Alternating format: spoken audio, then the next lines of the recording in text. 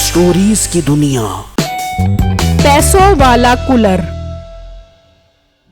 पुराने वक्तों की बात है। शमशान घाट नामी गांव में बिट्टू नामी लड़का हलवाई का काम किया करता था। वो बहुत मेहनती और ईमानदार था। वो दिन में समोसे बेचता और शाम में जलेबियां बेचता था। एक दिन एक ग्राहक उसकी दुकान पर आया। बिट्टू भाई, एक समोसे की मस्त प्लेट लगा दो। अच्छा भाई, अभी लगाकर देता हूँ आपको समोसे की मस्त प्लेट। बिट्टू भाई, आप डबल काम करते हो, दिन में समोसे और शाम में जलेबी। भाई मुझसे फारिग नहीं बैठा जाता, इसलिए मैं दो काम करता हूँ और काम करने से ही तो इज्जत होती है। हाँ भाई, ये बात तो आप बिल्कुल ठीक कर रहे हो।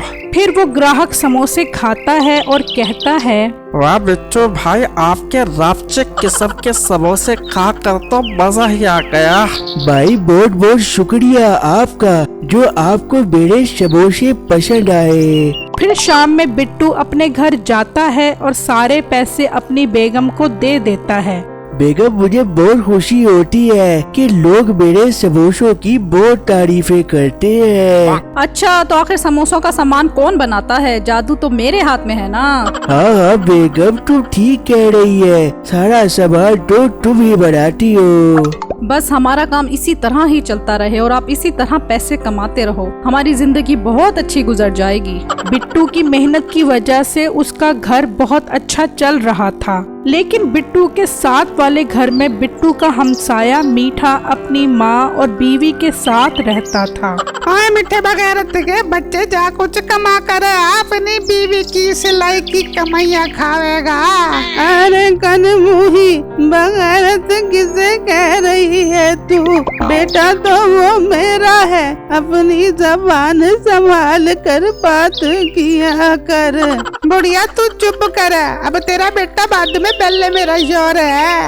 लड़ो लड़ो, तुम दोनों आपस में लड़ के मर जाओ और मेरी जान छोड़ो। तुम्हारी रोज रोज की चिक चिक सुनकर तंग आ गया हूँ। तो कुछ काम कर, साथ वाले बिट्टू को देखा कितना अच्छा कबाबे है। अरे ऐसाई है उसके घर में। तू मुझे उस बिट्टू मोटे के ताने न दिया कर, मेरे अंदर उससे ज्यादा सलाहियतें हैं, बस मैं शो नहीं करता।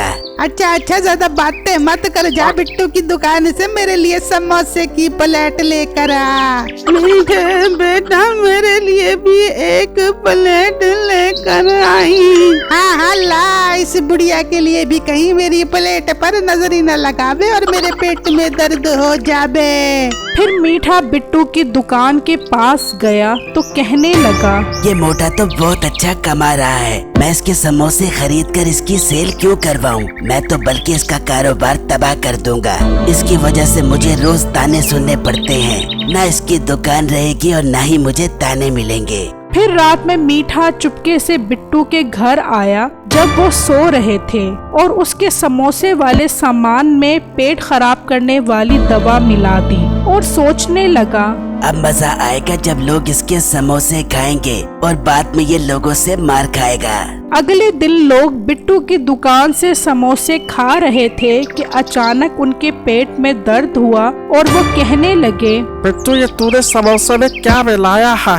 हमारे तो पेट में दर्द हो गई है। भाई कसम से मैंने इसमें कुछ नहीं मिलाया। बकवास मत कर अपने। फिर उन्होंने बिट्टू को खूब मारा और उसको किसी वीरान जगह पर फेंक दिया। बहुत अच्छा हुआ इसके साथ, अब आया मजा। फिर मीठा अपनी बेगम के पास गया और उसे सब कुछ बता दिया। बहुत अच्छा किया उसके साथ, बड़ा शौका हो रहा था। अच्छा तू एक काम कर, दूध लेने के बहाने इसके घर जा और घर का जायजा लेकर आ। फिर मीठे की बेगम बिट्टू के घर आती है। अरे बहने, एक गिलास दूध का तो दे दे, मेहमान आए हुए हैं घर पे, उनके लिए चाय बनाऊंगी। अच्छा बहन, मैं अभी दूध ला कर देती हूँ। फिर बिट्टू की बीवी दूध लेने गई तो मीठे की बीवी उसका घर देखकर जल गई और सोचने लगी, ये तो बहुत मजे वाली जिंदगी गुजार रहे हैं, अच्छा हुआ इनके साथ अब इन्हें पता चलेगा। इतने में उसकी बीवी दूध ले आई और वो दूध लेकर चली गई। वहाँ बिट्टू को होश आया तो उसने देखा कि उसके साथ एक कूलर पड़ा है।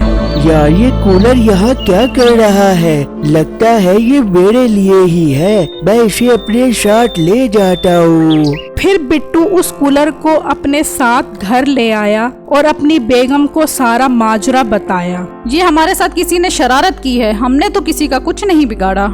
हाँ बेगम, इन्होंने मेरी सारी दुकान भी तोड़ दी है और अब हमारा सारा काम खत्म हो गया है। तेरे पास जितने पैसे हैं वो संभाल कर रख। अब हमें अपना गुजारा करने के लिए इनकी जरूरत पड़ेगी। फिर आहिस्ता आहिस्ता बिट्टू के घर का सारा सामान बिक गया और नौबत फाको तक आ गई। फिर मीठे की बीवी ने उनके घर की हालत देखी तो बहुत खुश हुई और मीठे को जाकर बताया। देखा, मेरा फार्मूला काम कर गया। अब मजा आएगा इसकी फकीरी वाली जिंदगी देखने का।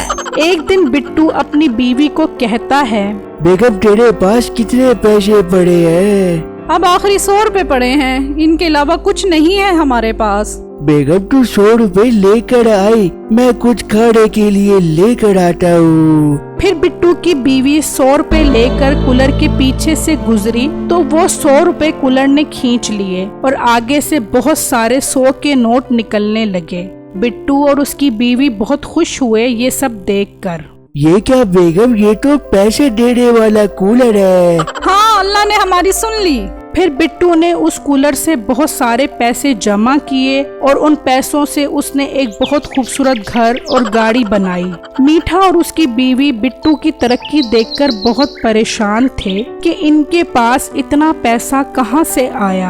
ये इनके पास इतना पैसा कहाँ से आ रहा है? मुझे खोज लगानी पड़ेगी। फिर रात में बिट्टू कूलर से पैसे निकाल रहा था तो मीठे ने खिड़की से देख लिया। अच्छा, तो ये इस कूलर से अमीर हो रहा है। अब मैं इसका कूलर चोरी कर लेता हूँ ताकि मैं भी अमीर हो जाऊँ बगैर किसी मेहनत के। फिर आधी रात में मीठा चुपके से उसके घर आया और कूलर उठाकर अपने घर ले गया और अपनी बीवी को कहा, बेगम वो इस कूलर से पैसे निकालता है, तू अपना सारा सोना और सारे पैसे लेकर आ। मैं अभी इसमें डालूंगा और आगे से बहुत ज्यादा सोना और पैसे मिलेंगे।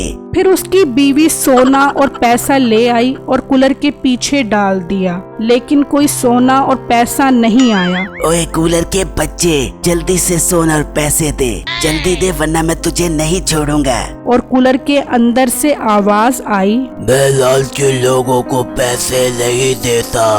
ये ऐसे नहीं मानेगा, इसे डंडे से मारना पड़ेगा। फिर मीठे ने डंडे से कूलर को मारा तो कूलर टूट गया और उसके अंदर कुछ नहीं था। मीठे मेरा सोना और मेरे पैसे दे दे वरना तेरी नाक से चीर दूंगी। बेगम ये कूलर पैसे देता है, मैंने खुद देखा है। तू कूलर को छोड़, मेरा सोना और मेरे पैसे दे। फिर मीठे की बेगम ने मीठे की खूब दुर्गत बनाई कि उसे नानी याद आ गई और बिट्टू अपने घर में हंसी खुशी जिंदगी गुजारने लगा। मेरी इस वीडियो को लाइक और मेरे चैनल को सब्सक्राइब जरूर कीजिएगा और मुझे कमेंट बॉक्स में जरूर बताइएगा कि आपको मेरी स्टोरी कैसी लगी। शुक्रिया।